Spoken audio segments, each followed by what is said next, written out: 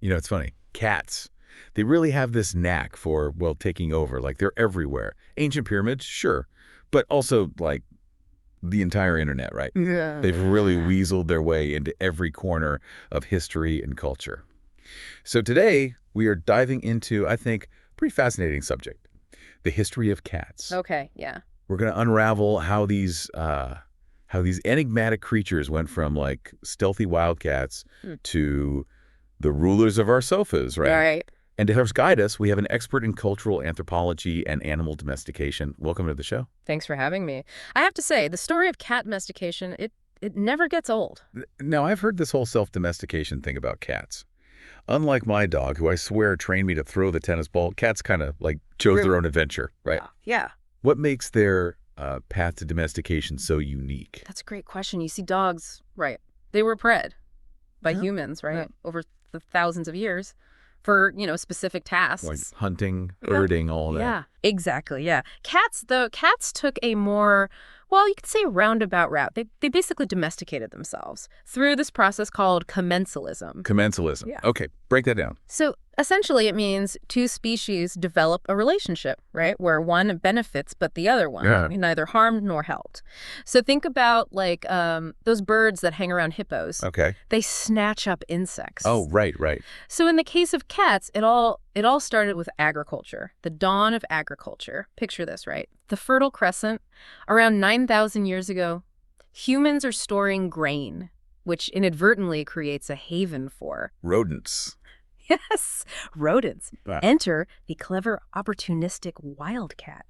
So instead of chasing gazelles, they're like, hey, all-you-can-eat rodent buffet at the local granary. Precisely. Cats, with their hunting skills, they were naturally drawn to these rodent hotspots. And humans, well, we were very happy to have these furry exterminators keeping our grain stores safe. It was a win-win, really, that over time just blossomed into, well, the domesticated relationship we see today. 9,000 years. Yeah. That's a long time to perfect that purr and the art of napping in sunbeams.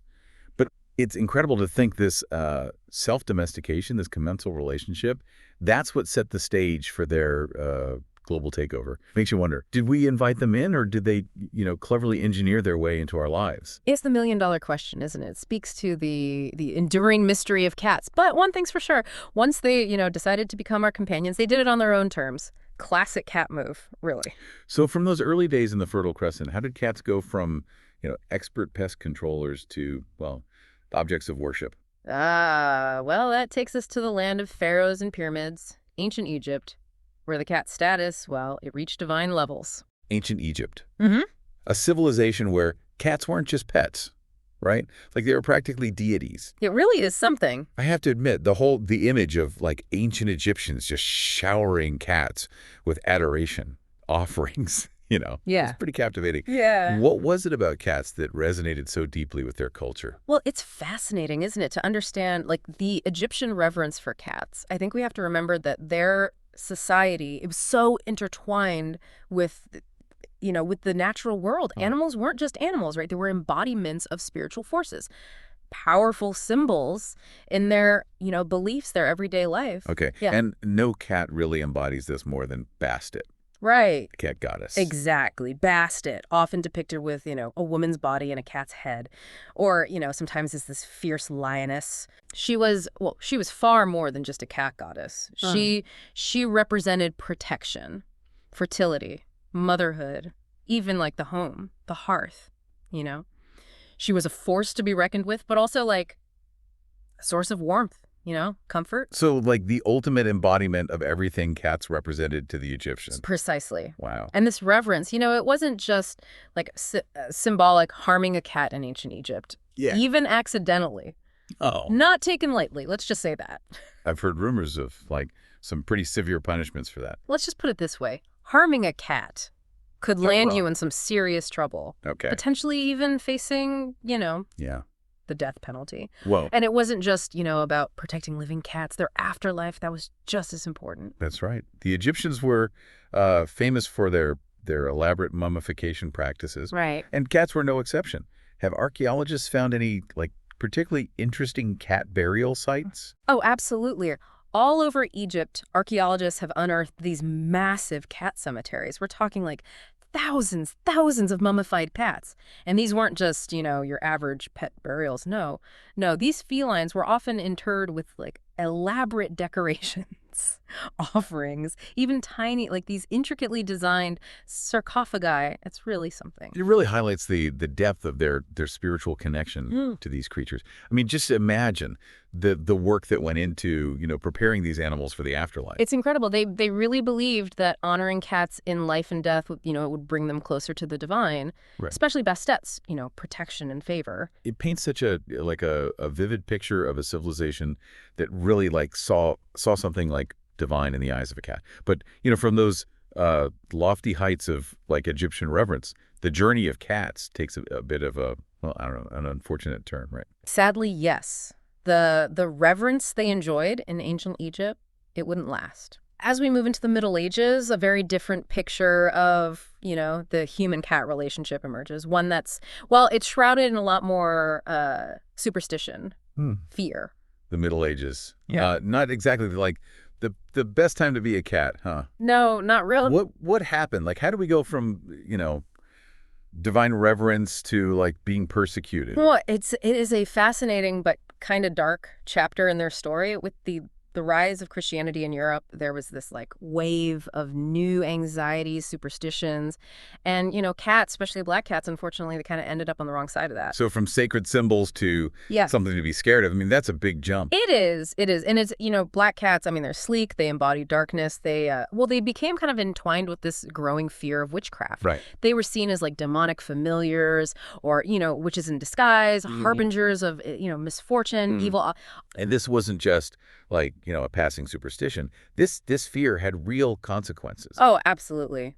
Cats were persecuted, killed in huge numbers. And, kind of ironically, this might have actually made one of the deadliest pandemics in history even worse, the Black Death. Right, the bubonic plague. This is where it all, like, ties together. Exactly. Yeah. So less cats, right, means more rodents. And those rodents carried the fleas that, well, they carried the plague. It's a stark reminder that, messing with the balance of nature, it can have, well, pretty devastating consequences. But thankfully, while Europe was dealing with these superstitions, cats in other parts of the world, they were busy with other cultural narratives. Exactly. The world is a big, diverse place. And cats, well, they're adaptable. Take Japan, for example. Right. They were celebrated as symbols of good luck and prosperity. Oh, Japan. The land of the maneki neko. Right. The beckoning cat. Gotta love them. With their little paw up, like they're waving in good fortune. It's a perfect image, really. Embodies how the Japanese saw cats. Inviting wealth, prosperity, even customers into businesses. Quite a contrast from what was going on in Europe, huh?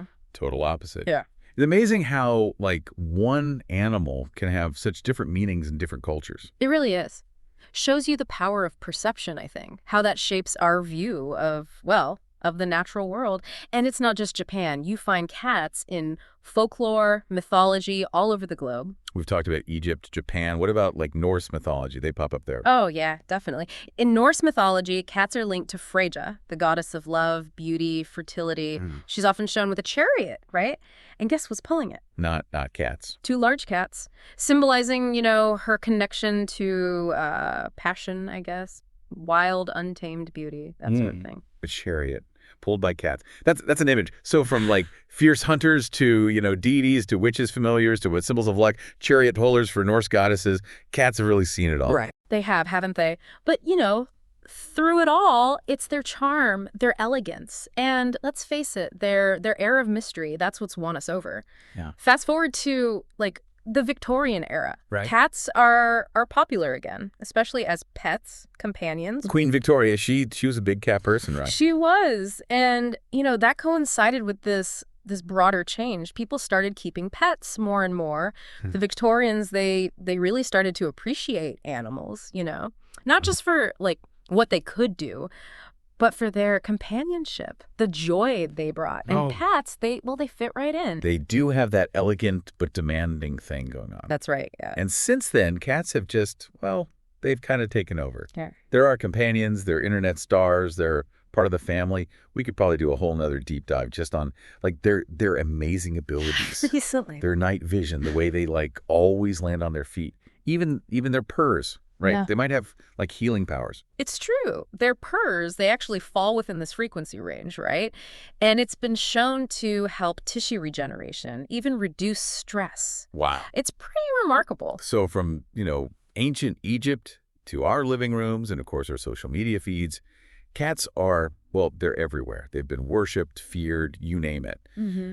But their allure, their mystery, it hasn't gone anywhere. It makes you wonder, have we really domesticated them, or have they in their own way domesticated us? It's a question for the ages, really. Maybe the answer is, in the purr of a cat curled up on your lap. Maybe it is. A big thank you to our expert for, walking us through the history of our feline friends. I don't know about you, but I think I'm going to go give my cat some extra treats. They've earned it.